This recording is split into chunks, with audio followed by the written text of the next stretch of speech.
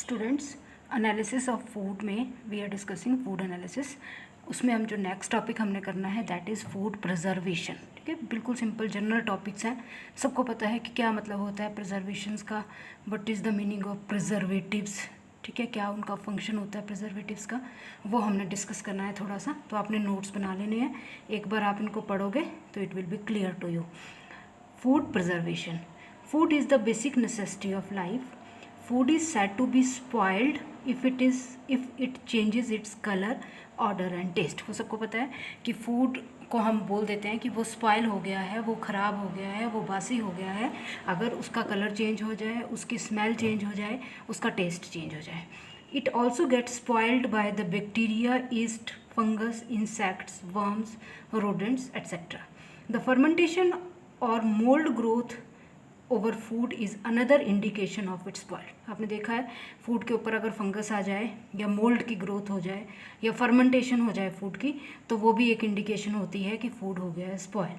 Spoiled food causes food poisoning and another infections. Right, next is what is food preservation. तो अब हम करेंगे next food preservation. Food preservation is the method to maintain the quality and freshness of the food. ठीक है, तो जिस method से हम फूड की क्वालिटी या फ्रेशनेस या टेस्ट या ऑर्डर को बहुत टाइम तक मेंटेन करके रख सकें, that is called food preservation.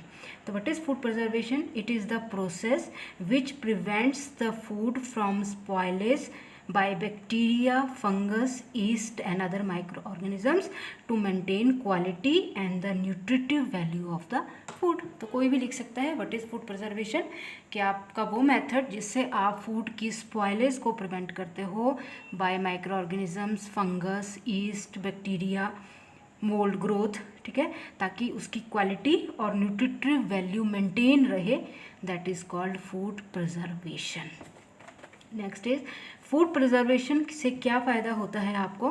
Food preservation prevents the growth of micro organisms and slow down the oxidation of fats which causes rancidity. ठीक है, फूड में जो स्मेल आती है, फूड जब बासी हो जाता है, तो उसको प्रिवेंट करना है आपने प्रिजर्वेशन से, क्योंकि उससे जो उसकी लाइफ होगी वो बढ़ जाएगी, क्योंकि जो ग्रोथ होगी माइक्रो ऑर्गेनिजम्स की वो प्रिवेंट हो जाएगी, और साथ में जो ऑक्सीडेशन होती है फैट की वो भी स्लो डाउन हो जाएगी. राइट, तो ये that is the use of food preservation. Next is food preservatives. तो क्या है food preservatives? The substances which are added to food to inhibit, retard और arrest the process of fermentation, acidification are called food preservatives.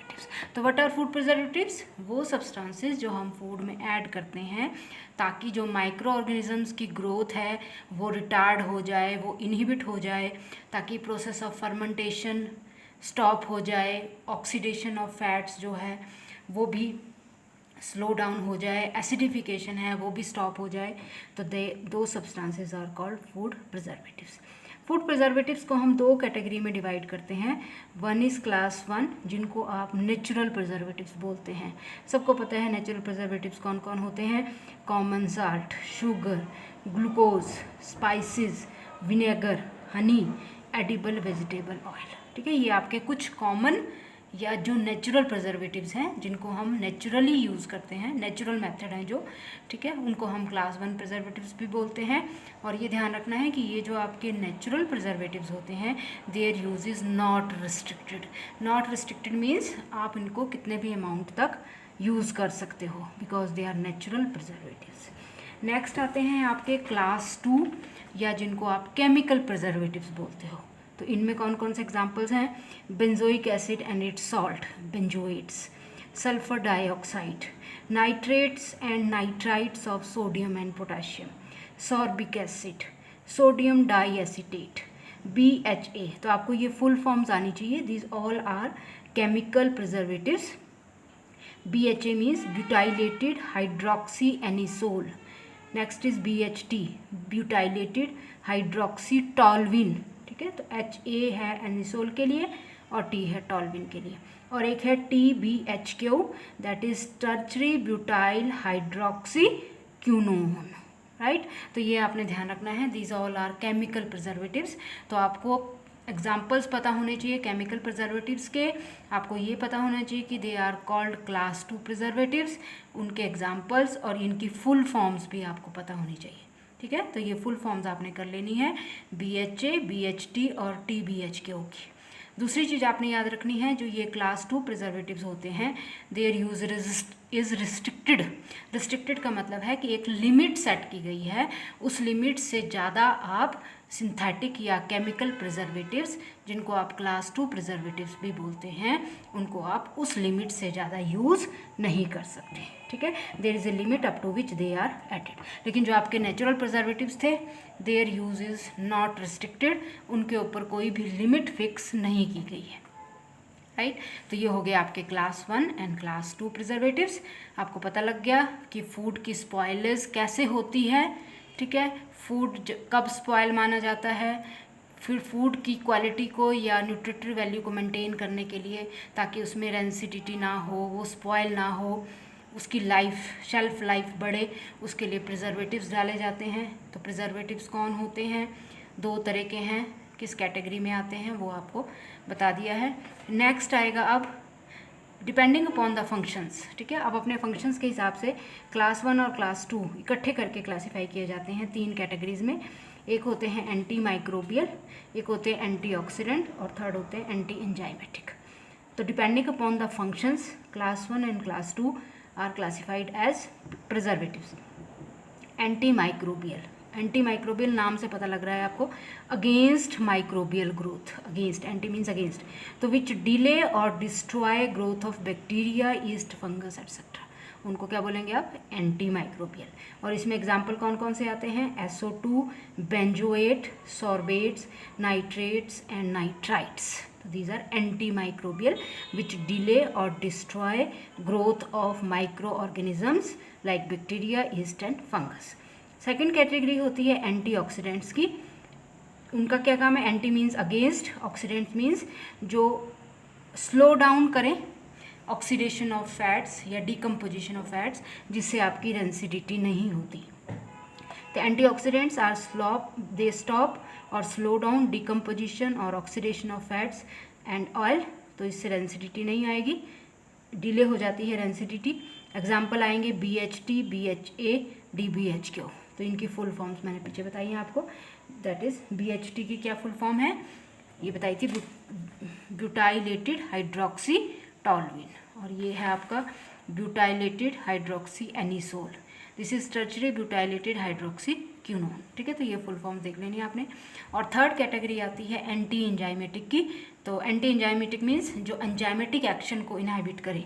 ठीक है, तो आपको पता है कि जब आपके फूड स्टफ्स राइपन करते हैं तो बहुत ज़्यादा ओवर राइप जब हो जाते हैं वो, तो वो ख़राब होने लग जाते हैं, तो हम उनमें क्या डालते हैं? प्रिजर्वेटिव्स। कैसे? एंटी एंजाइमेटिक्स वो होते हैं जो इनहाइबिट करते हैं एंजाइमेटिक एक्टिविटीज़ को, such as ripening of food stuffs even after harvesting. ठीक है, फॉर एग्जाम्पल आपको पता है पोटैटो को जब आप बीज से काटो, एप्पल्स को बीज से काटो अगर थोड़ी देर रखो उनको आप, तो उनका जो एक्सपोज्ड सरफेस है वो ब्राउन हो जाता है। और ये किसकी वजह से होता है brown? Due to enzymatic activity. ठीक है, तो ध्यान रखना है, एप्पल का जो सरफेस है अगर आप उसका छिलका निकाल देते हैं, उसको काट देते हैं बीच से एक पीस, तो उसका जो सरफेस है वो थोड़ी देर बाद ब्राउन हो जाएगा। That is due to enzymatic activity. तो उसको स्टॉप करने के लिए क्या यूज़ किए जाते हैं? एंटी एंजाइमेटिक्स। ठीक है, जो डिले कर देते हैं या स्टॉप कर देते हैं एंजाइम की एक्टिविटी को। तो एग्जाम्पल कौन कौन से हैं? जैसे सिट्रिक एसिड या ascorbic acid, they are used for anti enzymatic action. That is जो ब्राउन अगर ब्राउन सरफेस है वो भी नहीं होगा अगर आप उसको उसमें डिप कर दोगे। ठीक है, तो this is all about preservatives, there classification. 2 category में है, क्लास 1, क्लास 2, और वो क्लास 1 है आपके नेचुरल, क्लास 2 हैं आपके केमिकल। फिर फर्दर उनको 3 कैटेगरी में डिवाइड किया गया है, anti microbial, antioxidant and anti enzymatic. ठीक है, और उसके बाद जो है लास्ट में है एडवांटेजेस, तो आपको पता लगी गई। ठीक है, तो फटाफट से अगर हम देखते हैं कि what are the advantages of food preservatives, तो एडवांटेजेस हैं, they decreases microbial spoilage, okay, it maintains quality, nutritional value, taste, odour and food of food. ठीक है, increases shelf life of the food, decreases risk of food borne diseases, it makes out of season भी आपको कुछ चीज़ें हैं जो आपको out of season food भी आपको अवेलेबल होता है, ठीक है। इसकी वजह से फूड प्रिजर्वेशन की वजह से जिस फ्रूट का या जिस फूड स्टफ़ का सीज़न भी नहीं है वो भी आपको अवेलेबल होगा बिकॉज ऑफ द प्रिजर्वेशन। तो एज एडवांटेजेस देख लेने हैं आपने, ठीक है। तो these are the advantages of preservation. उसके बाद मेथड क्या क्या है प्रिजर्वेशन के, देखो ये देखो सिंपल से नेचुरल मेथड भी है, इनको बोल सकते हैं आप कूलिंग, फ्रीजिंग, फ्रिज में रख दो, कूल करना या फ्रीज़ करना, ये प्रिजर्वेशन है। हीटिंग करते हैं, मतलब चीज़ को ख़राब नहीं करना है तो हम उसको बार बार हीट करते रहते हैं। शुगरिंग से भी राइट प्रिजर्वेशन होती है। पिकलिंग और सॉल्टिंग, आपको पता है सॉल्ट मतलब पिकल जो बनता है अगर उसमें अच्छा सा तेल डाल दो और सॉल्ट डाल दो तो वो ख़राब नहीं होगा बिकॉज दे आर प्रिजर्वेटिव्स। उस तरह से पॉस्चराइजेशंस, ठीक है। पॉस्चराइजेशन किसकी की जाती है, डायरी प्रोडक्ट की। क्या करते हैं हम कि जो जैसे दूध ही है अगर आपने उसको ख़राब होने से बचाना है तो उसकी पॉस्चराइजेशन कर देते हैं, मतलब 60 to 100 डिग्री सेल्सियस तक उसको बॉयल कर देते हैं 15 से 30 मिनट तक, तो वो नहीं ख़राब होता फिर, ठीक है। और वो ख़राब क्यों नहीं होगा, क्योंकि ये उसकी एंजाइमेटिक एक्टिविटी को कम कर देगा। जैसे वैक्यूम पैकिंग, ठीक है, आपको मिलते हैं चिप्स वगैरह सारे काय में पैकिंग की जाती है, उनकी वैक्यूम पैकिंग होती है ताकि जो भी एयर है उसको रिमूव कर दें, ठीक है। तो जब एयर रिमूव हो जाएगी तो कोई भी माइक्रोबियल ग्रोथ नहीं हो पाएगी विदाउट एयर।